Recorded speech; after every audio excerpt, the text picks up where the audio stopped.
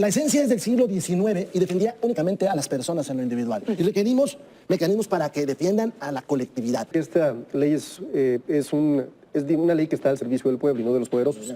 Y esa es la urgencia, porque el interés legítimo, como lo plantea actualmente la ley, lamentablemente ha sido, sin duda, el escudo de los narcotraficantes que han usado interés legítimo para evitar extradiciones, para descongelar cuentas. El interés legítimo también ha sido utilizado por despachos para que, por ejemplo, voy a dar un ejemplo muy claro, ¿no? Para que un grupo de empresarios evitaran en una adjudicación consolidada de medicamentos, esta que tanto critican, que no se llevara a cabo, ¿no? O sea, de ese grado es el proceso. Esto lo que está haciendo es, más allá de la incongruencia de la izquierda, quitarle a los que suelen ser objeto de expropiaciones por parte de arbitrariedades del gobierno los medios de defensa. Es una canallada que no vamos a permitir y yo terminaría en la... Pero ¿cómo no van a permitirlo? Los legisladores de la oposición no tienen suficientes votos como para impedirlo en este caso. Iniciamos el día de hoy, amigos y amigas, y vamos a ver cómo terminan callando a Mónica Garza y a los invitados periodistas y panistas que tanto conoces, porque sabemos que a falta de conocimiento, sus mentiras quedan totalmente exhibidas. Escucharemos cómo el diputado morenista Arturo Ávila los hace trizas, se calienta la mesa, pero como debe de ser, con argumentos los deja totalmente mudos. ¿Qué podías esperar de Rubén Moreira, de Federico Dorin, unos impresentables que no saben justificarlo, y al parecer el mismo Salinas Pliego o diversos empresarios que no les gusta pagar impuestos, por decirlo menos, les están pagando muy bien a estos opositores, porque salir a defender a estos impresentables, pues dice muchísimo a quienes están o del lado de quién están. Vamos a escuchar, amigos y amigas, la tremenda paliza que les da Arturo Ávila. Ahorita lo platicamos. Nos acompañan los más combativos de las tres bancadas más importantes. Está esta noche Federico Dorin, diputado federal del PAN. Bienvenido. Gracias, buenas noches a todos. Federico, Arturo Ávila, vocero de la bancada de Morena. Bienvenido, Arturo. ¿Qué tal? Buenas noches. Saludos. Gracias. Y Rubén Moreira, coordinador de los diputados. Buenas noches a todas y a todos. Nos estábamos riendo al llegar aquí porque veíamos, Rubén Moreira y yo, que creo que ya se convirtió en un bestseller el libro de Arturo Saldívar, Lelo de la Rea, hacia una nueva ley de amparo. Y yo quisiera comenzar con una cita de este libro, porque precisamente él escribió en el 2002, que fue cuando se publica este texto, la respuesta a la pregunta de si es necesaria una nueva ley de amparo no puede darse a priori o a partir de la ideología o simpatías personales de quien se pronuncia sobre el particular. La respuesta debe surgir como resultado de un análisis objetivo y realista sobre el funcionamiento del juicio de amparo como instrumento eficaz para la defensa de los derechos fundamentales de los gobernados. Quizá aquí, Arturo, yo quisiera comenzar contigo. ¿Estará alejado de ideologías o de intereses partidistas o particulares en el gobierno, en el poder? Sí, a ver, justamente lo que busca esta nueva ley de amparo es regresarle la esencia que tuvo. Quizás la gente no lo sabe, pero en 1846, si no me equivoco, nace este concepto de la ley de amparo para proteger a los ciudadanos, a las ciudadanas, de los abusos del poder, ¿no? De los actos del poder, de los abusos que un gobierno podría o pudiese cometer en contra del poder. Fue tan relevante esta legislación que incluso el artículo 8 de la Organización de las Naciones Unidas en la Declaratoria Universal de los Derechos Humanos lo retoma, ¿no? Como un concepto y un precepto para la defensa de las y los ciudadanos en cualquier parte del mundo ante los actos de autoridad. ¿Qué pasó? ¿Qué fue lo que sucedió? ¿Qué cambió en todos estos años? Bueno, lo primero que empezamos a ver es que el concepto del interés legítimo, que antes era interés jurídico y que dio esta, digamos, esta apertura a que hubiera un sinnúmero de asuntos legales en donde se amparaba a agentes, por ejemplo, que buscaban proteger intereses personales contra intereses colectivos. Y voy a dar ejemplos muy claros, ¿no? El Tren Maya, por ejemplo, ¿no? Colectivos disfrazados de ONGs que tenían un interés político, frenaron, por ejemplo, un proyecto que ha beneficiado, sin duda, aunque Rubén diga lo contrario, ¿no? A millones de mexicanas y mexicanos y que seguirá beneficiando más. Pero creo que no pueden demostrar que en este caso particular que tú estás diciendo, los colectivos fueran inventados. Voy a dar más eran casos. colectivos que trabajaban en la zona muchísimo tiempo. ¿No? Estamos hablando también de situaciones específicas en donde empresarios, ¿no? Determinaban o lograban a través de las suspensiones evitar el pago de impuestos durante años, ¿no? Y esto es muy importante porque los empresarios deben de pagar sus impuestos, sí o sí, lo que corresponde, ¿no? Otro asunto que me parece muy importante tiene que ver también con este lobbying de despachos, ¿no? Los propios delincuentes lograban, en el caso, por ejemplo, muy claro de Genaro García Luna, que es un caso muy específico, muy emblemático, lograron destrabar las cuentas congeladas con un amparo. Justo antes de que hubiera una sentencia en contra de Genaro García Luna, en donde liberaron 750 millones de dólares, ¿no? ¿Cómo? Con una suspensión, que hoy sabemos que no era procedente, que estaba contraria a la legislación, pero que en ese momento le permitió utilizar esta herramienta como una herramienta para poderse hacer de recursos y alargar una defensa. En este caso, en este supuesto, está Javier Duarte también de Veracruz, está Juan Collado, que era el abogado de Peña Nieto, y hay una lista infinita de personas que aprovecharon el concepto de interés legítimo para tratar de sacarle provecho a situaciones políticas, ¿no? Económicas y, por supuesto, que estaban vinculadas a ciertos delitos. Bueno, esto no, es inexacto. En el siglo XIX, efectivamente, sale el amparo como una defensa del individuo frente a la autoridad. Y entonces se determina que solamente tendría efectos para la persona que lo presente. En tal caso, individuos pueden tener el mismo problema, pero solamente uno tiene dinero para defenderse y pues no solamente a él se le protegería. O también se dijo que tenía que ser el acto de autoridad de tal característica que fuera inminente y para esa persona, y no algo que estuviera sucediendo de una manera no tan cercana, pero que le pudiera afectar. Durante el siglo XX empezaron las primeras voces a hablar no del interés jurídico, sino del interés legítimo. Yo tengo un derecho que quiero defender, que no me causa una afectación inmediata en este momento, pero que sí va a suceder. Y Juventino B. Castro, que por cierto en algún momento estuvo en el PRD, en lo que hoy es Morena, hizo un libro que se llamaba Hacia un amparo evolucionado. Y con el tiempo se dijo, el interés legítimo es importante. Pero la reforma no solamente trata de eso, trata de otras cosas. Y se inscribe en este desmantelamiento de contrapesos de la autoridad. Quitar los órganos autónomos, quitar un poder judicial profesional. Veamos, es de risa, de risa y de tragedia, cómo están resolviendo algunos jueces.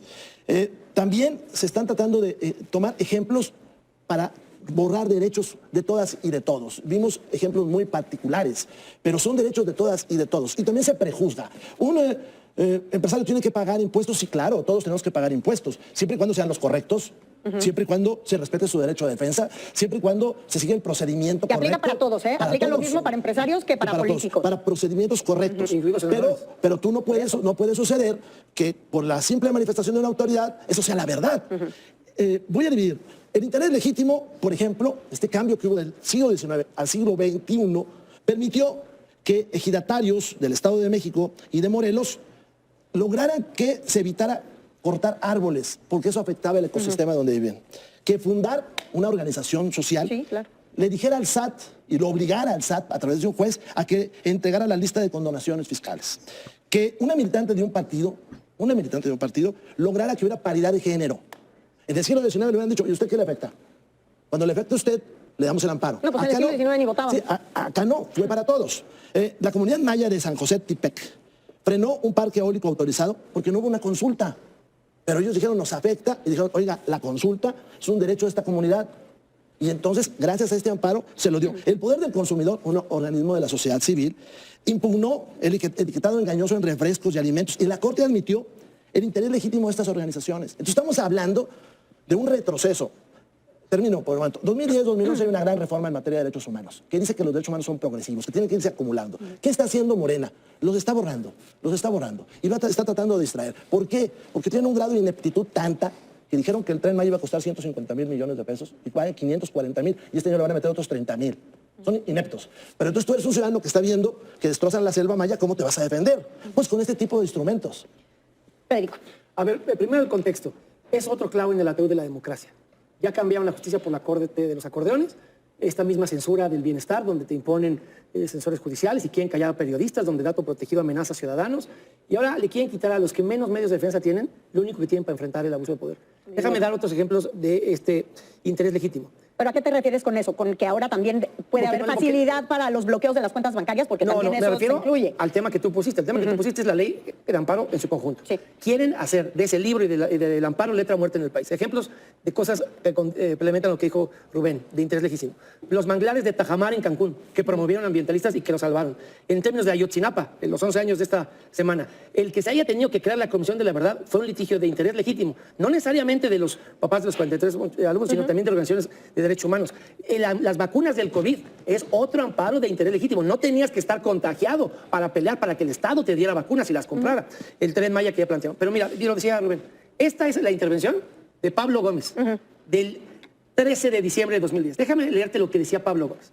Muchos tenemos experiencias de recurrir al amparo sin ser a los ojos de los jueces personas con interés jurídico. Yo mismo en un amparo en contra de una resolución del Ministerio Público en una ejecución de la acción penal, me encontré con un muro que llegó porque se sobreseyó la causa por no tener yo, según ellos, interés jurídico. Aquí dice Pablo Gómez, todo estaba construido para que en materia política, donde había interés político, no funcionara el amparo. Yo pienso que estamos tratando de ampliar las posibilidades de acceso a los recursos de protección de derechos constitucionales a la exigencia que se cumpla con la llamada garantía de legalidad en actos de autoridad. ¿En qué año? ¿2010? 2010, cuando yo era senador con Pablo Gómez. Esta reforma la hizo el Senado de la República a propuesta del PRI, de Manuel Fabio Beltrones. ¿Y qué hicimos cuando éramos gobierno? le dimos más amplitud al amparo, fortalecimos a los ciudadanos frente al Estado, y el que reclamaba el interés legítimo y lo reivindicaba por parte de la izquierda, entre otros, es Pablo Gómez. Y de lo que decía la izquierda es, los que menos tienen medios económicos, como quien dijo Rubén, para promover sus derechos, pueden ser auxiliados supletoriamente por las organizaciones no gubernamentales o por los colectivos de derechos humanos. Esto lo que está haciendo es, más allá de la incongruencia de la izquierda, quitarle a los que suelen ser objeto de expropiaciones por parte de arbitrariedades del gobierno los medios de defensa. Es una canallada que no vamos a permitir, y yo terminaría en la... Pero ¿cómo no van a permitirlo? Los legisladores de la oposición no tienen suficientes votos como para impedirlo en este caso. Hay otros medios, está la convencionalidad, no te quedes nada más con las instancias mexicanas. Esta reforma es inconstitucional porque violenta el 107, porque la propia suspensión provisional, que después la podremos abordar en términos de los derechos financieros, contraviene una de la segunda sala por unanimidad, y lo que se hace aquí mal se tiene que sostener constitucional y convencionalmente en la Corte Interamericana de Derechos Humanos. No es nada más como que ellos pueden atropellar tus derechos y ya nos queda de la lamentación. Nos Y quedan aparte 5 de minutos. esos planteamientos, Arturo, con respecto a lo que implica un gobierno de izquierda, lo que implican este tipo de propuestas desde el gobierno, la reforma electoral, la reforma a la ley de amparo, en lo que algunos califican como una justicia únicamente selectiva y que es aplastante para las minorías, que es aplastante para la oposición. ¿Cuál es la urgencia de estar planteando este tipo de cuestiones cuando la urgencia en el país está en otros lugares, en estos momentos, y de pronto con esta aplanadora morenista y de la 4T que tienen ustedes, abordar directamente ese tipo de situaciones? Yo te diría que esta ley es una ley que está al servicio del pueblo y no de los poderosos. Y esa es la urgencia, porque el interés legítimo, como lo plantea actualmente la ley, lamentablemente ha sido, sin duda, el escudo de los que han usado interés legítimo para evitar extradiciones, para descongelar cuentas. El interés legítimo también ha sido utilizado por despachos para que, por ejemplo, voy a dar un ejemplo muy claro, ¿no? Para que un grupo de empresarios evitaran en una adjudicación consolidada de medicamentos, esta que tanto critican, que no se llevara a cabo, ¿no? O sea, de ese grado es el problema. Entonces, me parece, Mónica, que lo que establece la legislación es únicamente que cuando exista daño real, ¿no?, personal, comprobable, ¿no?, y que exista un análisis mucho más importante por parte de quien va a determinar si existe una suspensión o no, pues se lleva a cabo y se pueda entonces tener un interés legítimo real, que no proteja a unos cuantos, que proteja a millones. Reitero, lo que hicieron los despachos, a lo que le tiene miedo la oposición, es a que este era el gran instrumento de protección de los delincuentes, de la gente que cometía un delito. Nada más, antes de pasar con Rubén, una pregunta para ti. ¿Tú eres de los legisladores de Morena que estás de acuerdo con los conversatorios con expertos o con el Parlamento abierto? Sin duda, de hecho... ¿Tú estás de acuerdo con el Parlamento Lo abierto? digo de una vez, habrá un Parlamento abierto, ¿no? Y además es deseable, y lo digo también abiertamente, que nos pongamos de acuerdo en el tema del interés legítimo, porque me parece que en el resto de lo que marca la ley estamos de acuerdo. Menores tiempos, me parece fundamental. ¿Quién no podría estar de acuerdo, no? Pero bueno, por lo menos creo que el tema central está en el interés legítimo. Y si estos parlamentos abiertos nos permiten ponernos de acuerdo y poderle dar a la gente de México una legislación que recupere la esencia con la que se creó y que no es el escudo de los corruptos ni de los delincuentes, me parece que todas y todos vamos a estar muy contentos. Tenemos que ir cerrando. Rápido. Adelante. Sí. La esencia es del siglo XIX y defendía únicamente a las personas en lo individual. Y requerimos mecanismos para que defiendan a la colectividad. Varios de los ejemplos que puso Arturo no son de interés legítimo, son de interés jurídico, son de personas en lo específico. Pero usaron interés legítimo, el argumento. Este libro, que él es el autor de estas reformas, dice exactamente lo contrario a lo que escribió acá en la reforma. Como también les puedo decir que contraviene la reforma del 2010-2011, que fue votada por todos los legisladores federales y locales de este país y que dice que los derechos humanos son progresivos, que son acumulables.